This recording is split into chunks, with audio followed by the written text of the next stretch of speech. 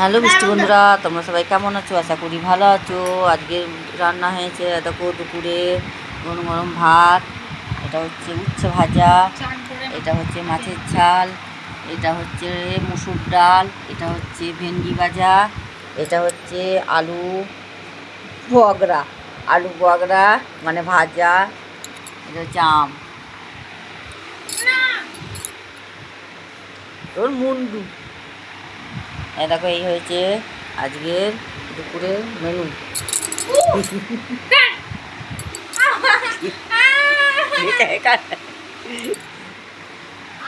এই হয়েছে আজকে দুপুরের মেনু।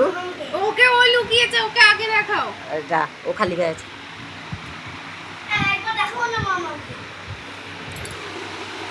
খেয়ে যাচ্ছে। দেখো এটা কি, দেখো এটা একটা ডাঁটা ছেচকি।